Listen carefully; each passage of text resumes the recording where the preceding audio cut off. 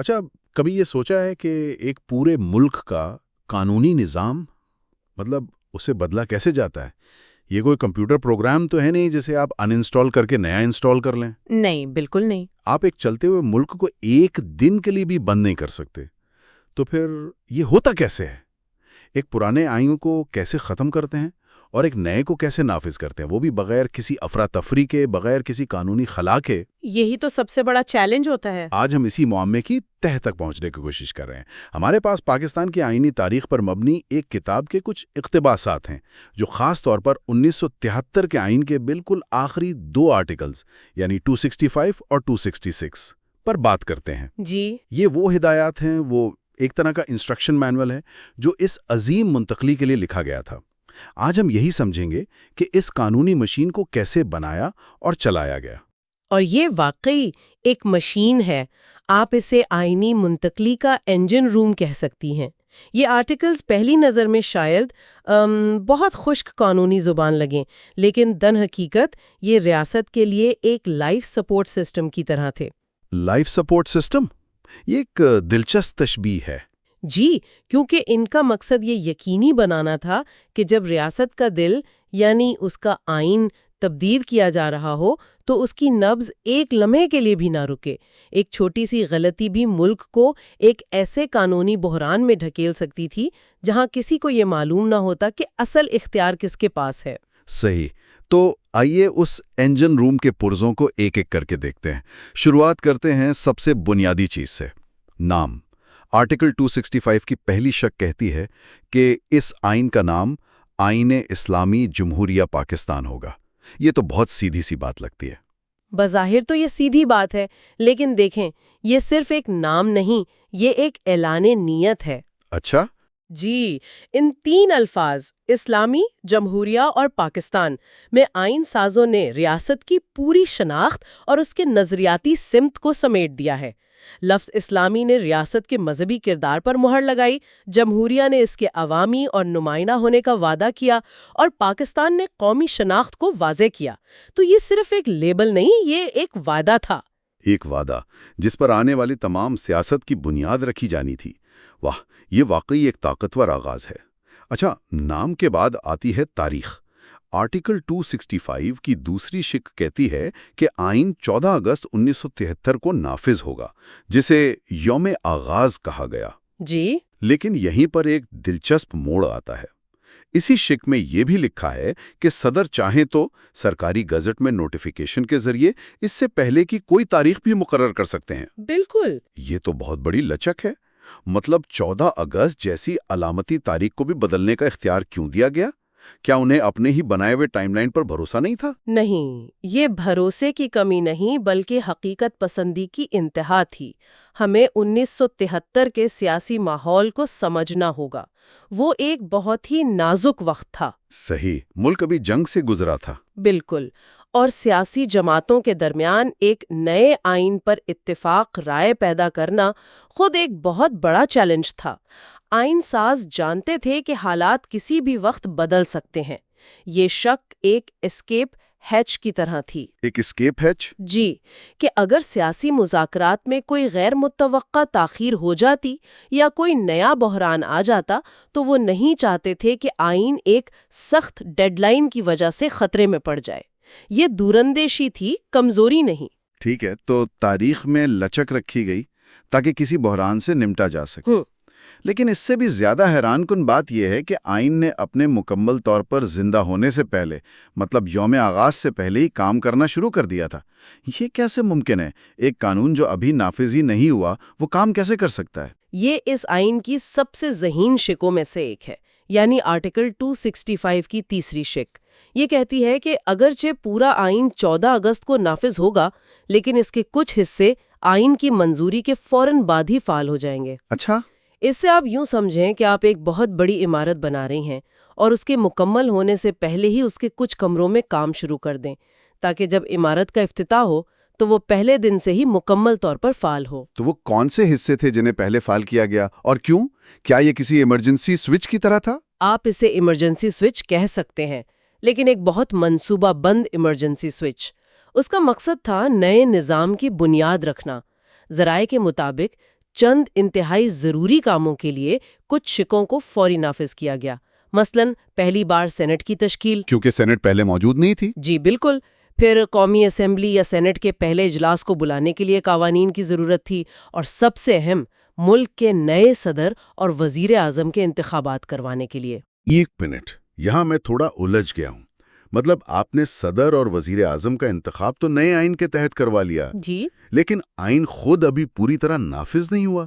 اور پھر اسی شق میں آگے ایک اور عجیب بات ہے کہ اس عمل کے تحت منتخب ہونے والے صدر اور وزیر اعظم یوم آغاز سے پہلے حلف نہیں اٹھا سکتے۔ یہ تو ایسا ہے جیسے آپ نے ڈرائیور رکھ لیا لیکن اسے گاڑی کی چابی نہیں دے رہے۔ اس کی کیا منطق تھی؟ آپ نے بالکل صحیح نقطہ پکڑا ہے۔ یہ بظاہر ایک تضاد لگتا ہے، لیکن اس کے پیچھے ایک بہت گہری قانونی منطق ہے۔ وہ کیا ہے؟ اسے عمل اور اختیار کی علیحدگی کہتے ہیں۔ آئین انتخاب کے عمل کو شروع کرنے کی اجازت دے رہا تھا تاکہ یوم آغاز پر ملک کے پاس اپنے منتخب رہنما موجود ہوں، لیکن ان رہنماؤں کو اختیار اسی آئین سے ملنا تھا جس کے تحت وہ حکومت کرنے والے تھے۔ اچھا، اگر وہ حلف پہلے اٹھا لیتے تو وہ ایک ایسے آئین کے تحت اختیارات استعمال کر رہے ہوتے جو ابھی خود مکمل طور پر نافذ ہی نہیں ہوا۔ یہ ایک قانونی پیراڈاکس پیدا کر دیتا۔ اچھا، تو یہ قانونی پاکیزگی کو برقرار رکھنے کا ایک طریقہ تھا کہ اختیار کا سرچشمہ وہی دستاویز ہو جو ملک کا اعلیٰ ترین قانون بننے جا رہا ہے۔ بالکل، یہ یقینی بناتا ہے کہ اختیارات کی منتقلی بالکل صاف اور شفاف ہو۔ رہنماؤں کا مینڈیٹ عوام کے ووٹ سے آتا ہے، لیکن اس مینڈیٹ کو قانونی حیثیت وہ حلف دیتا ہے جو وہ آئین کے تحت اٹھاتے ہیں۔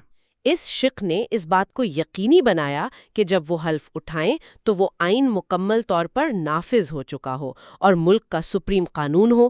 اس طرح کسی بھی قانونی چیلنج کا دروازہ بند کر دیا گیا۔ یہ واقعی بہت نفاست سے ڈیزائن کیا گیا طریقہ کار تھا۔ ٹھیک ہے، تو لیڈر منتخب ہو گئے اور چابیاں ملنے کا انتظار کر رہے ہیں، لیکن ایک حکومت صرف لیڈروں سے تو نہیں چلتی۔ اسے اپنی پوری مشینری، اپنے ادارے چاہیے، عدالتیں، سرکاری دفاتر، افسران۔ اس بارے میں آئین نے کیا انتظام کیا تھا؟ کیا اس کے لیے بھی یوم آغاز کا انتظار کرنا پڑا؟ نہیں، اور یہیں پر آئین سازوں کی دور اندیشی ایک بار پھر سامنے آتی ہے۔ آرٹیکل 265 کی چوتھی شق اسی مسئلے کا حل پیش کرتی ہے۔ یہ شق کہتی ہے کہ اگر آئین کسی بھی معاملے میں قواعد بنانے، احکامات جاری کرنے، عدالتیں یا دفاتر قائم کرنے یا ججوں اور افسران کی تقرری کا اختیار دیتا ہے تو یہ تمام اختیارات آئین کی منظوری اور یوم آغاز کے درمیانی عرصے میں استعمال کیے جا سکتے ہیں۔ یہ تو بالکل ایسا ہی ہے جیسے کوئی بڑی ٹیکنالوجی کمپنی اپنے لانچ سے مہینوں پہلے انجینئرز اور مینیجرز بھرتی کرنا شروع کر دیتی ہے۔ جی، وہ اپنی پالیسیاں بناتے ہیں، دفاتر قائم کرتے ہیں، تاکہ جب پروڈکٹ لانچ ہو تو وہ پہلے دن سے کام کر رہی ہو، نہ کہ اس دن سوچ رہی ہو کہ اب کیا کرنا ہے۔ بہترین مثال دی آپ نے۔ آئین ساز سمجھتے تھے کہ ایک فعال ریاست صرف منتخب رہنماؤں کے ناموں کا اعلان کرنے سے وجود میں نہیں آ جاتی، اسے چلانے کے لیے ادارے چاہیے۔ صحیح۔ عدالتوں کے بغیر انصاف کیسے ہوگا؟ سرکاری دفاتر کے بغیر پالیسیاں کیسے نافذ ہوں گی؟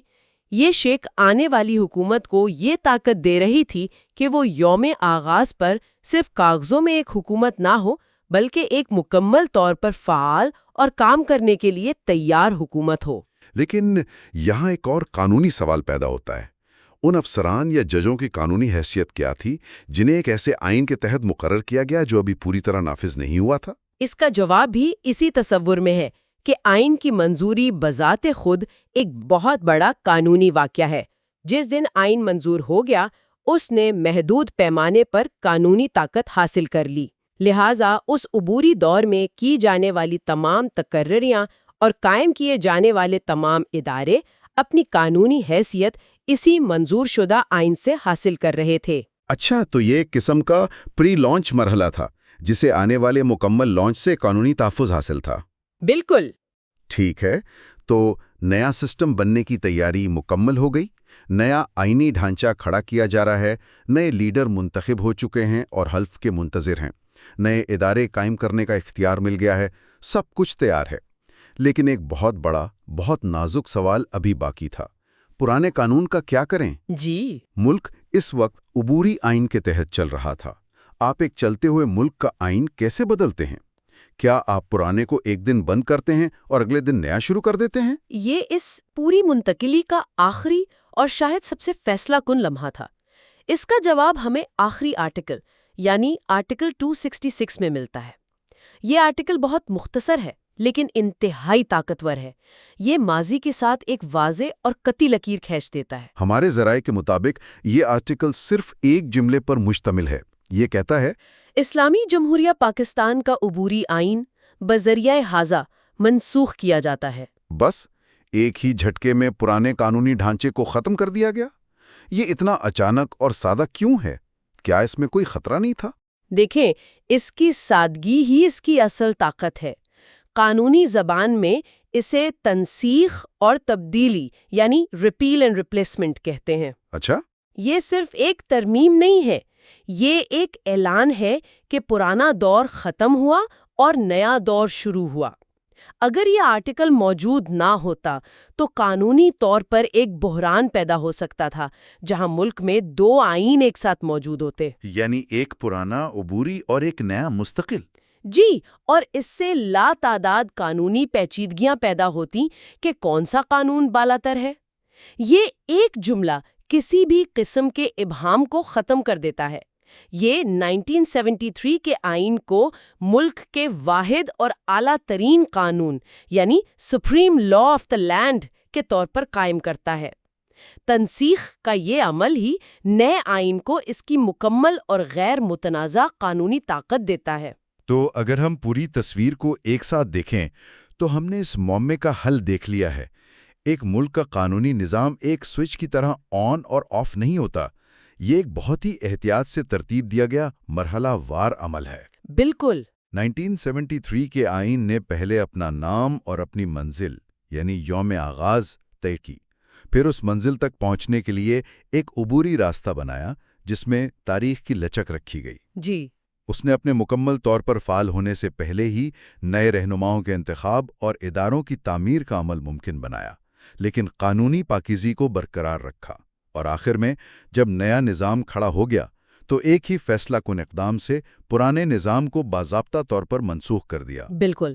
ان آخری دو آرٹیکلز کی خوبصورتی ان کے عملی ہونے میں ہے۔ یہ صرف قانونی نظریات نہیں ہے، یہ ایک عملی روڈ میپ ہے۔ یہ قانونی ذرائع سے اقتدار کی پرامن اور منظم منتقلی کو یقینی بنانے کا ایک بہترین نمونہ ہے۔ یہ ظاہر کرتا ہے کہ آئین ساز صرف ایک مثالی دستاویز نہیں بنا رہے تھے، وہ اس بات کو بھی یقینی بنا رہے تھے کہ ریاست کا تسلسل برقرار رہے، جبکہ اس کی بنیادی قانونی روح کو تبدیل کیا جا رہا تھا۔ یہ قانونی ذرائع تو ہمیں اس منتقلی کا کیسے بتاتے ہیں، لیکن یہ ہمیں اس دور کے احساس پر سوچنے پر مجبور کرتا ہے۔ آئین کی منظوری اور اس کے مکمل نفاذ کے بیچ کے ان چند مہینوں میں کیا ماحول ہوگا، جب ملک کے نئے رہنما منتخب تو ہو چکے ہوں لیکن قانونی طور پر بے اختیار ہوں، اور پرانے نظام کی گھڑیاں ٹک ٹک کر کے اپنے اختتام کا انتظار کر رہی ہوں۔ اس قانونی خلا میں امید، بے چینی اور تیاری کا وہ دور ایک قوم کے لیے کیسا محسوس ہوتا ہوگا؟ یہ ایک ایسا سوال ہے جو ان قانونی الفاظ کے پیچھے چھپی انسانی کہانی کی طرف اشارہ کرتا ہے۔ You are watching Legal Gupshup and GK with MD, your source for legal, historical, and breaking news. Don't forget to like, subscribe, and share for more informative content.